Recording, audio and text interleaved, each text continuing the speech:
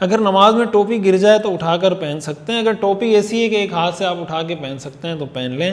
لیکن اگر ایسا ہے کہ آپ کو دونوں ہاتھ استعمال کرنے پڑیں گے، جیسے جالی والی ٹوپی ہوتی ہے عموماً وہ ایک ہاتھ سے آتی نہیں ہے، سر پر بال بڑے ہیں یا، تو آپ کو دونوں ہاتھ استعمال کرنے پڑیں گے تو پھر نہ اٹھائیں.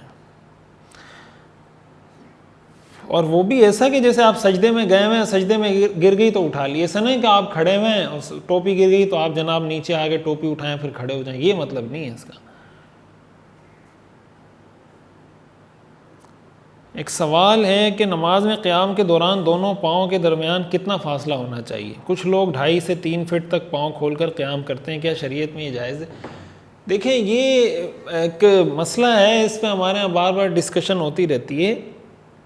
یہ بات یاد رکھیں کہ قرآن حدیث میں کہیں پر اس کے لیے کوئی معیار نہیں بتایا گیا کہ پاؤں کتنے کھلے رکھنے ہیں نماز میں.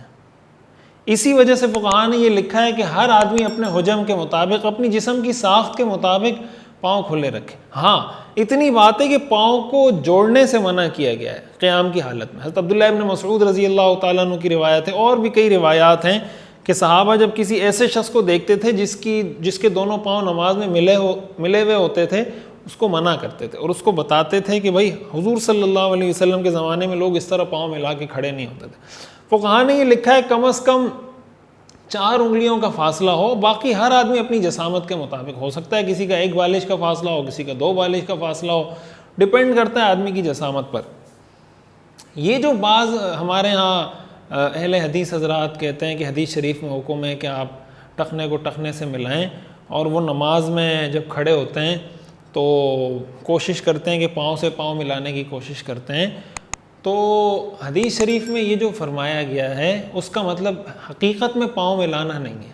اس کا مطلب یہ ہے کہ آپ سیدھ میں کھڑے ہو جائیں، یعنی اس کا کندھا آپ کا کندھا ایک سیدھ میں آ جائے، اس کا ٹخنا آپ کا ٹخنا ایک سیدھ میں آ جائے. وجہ اس کی ایک حضرت نعمان بن بشیر رضی اللہ تعالیٰ عنہ کی اس حوالے سے جو روایت ہے اس میں گھٹنے کا ذکر بھی ہے. اب ظاہر ہے آپ دیکھیں اگر آپ ٹخنے ملائیں گے نا تو گھٹنے نہیں ملا سکتے، گھٹنے ملائیں گے تو ٹخنے نہیں ملا سکتے. یعنی اس میں یہ ہے کہ ٹخنے کو ٹخنے سے، گھٹنے کو گھٹنے سے اور کندھے کو کندھے سے. اب جب ٹخنے کو ٹخنے سے ملائیں گے تو گھٹنے کو گھٹنے سے کیسے ملائیں گے؟ اس وجہ سے فقہاء یہ فرماتے ہیں کہ اس کو ملانے کا مطلب یہ ہے کہ ایک سیدھ میں آ جائیں. آپ کے ٹخنے دوسرے کے ٹخنے کی سیدھ میں، اس کا کندھا آپ کا کندھا ایک سیدھ میں آ جائیں، سب سیدھی ہو جائے گی. اور جب آپ اکیلے نماز پڑھ رہے ہوتے ہیں، جب اکیلے آپ نماز پڑھ رہے ہوتے ہیں، پھر اتنے پاؤں کھولنے کا کیا مطلب؟ پھر تو آپ کسی کے ٹخنے سے ٹخنا بھی نہیں ملا رہے، پھر تو کسی کے پاؤں سے پاؤں بھی نہیں ملا رہے، پھر اتنے پاؤں کھولنے کا تو کوئی مطلب نہیں رہتا. اس لیے اپنے جسم کی ساخت کے مطابق جو مناسب فاصلہ ہو اس فاصلے کے ساتھ اپنے پاؤں کھولنے چاہیے.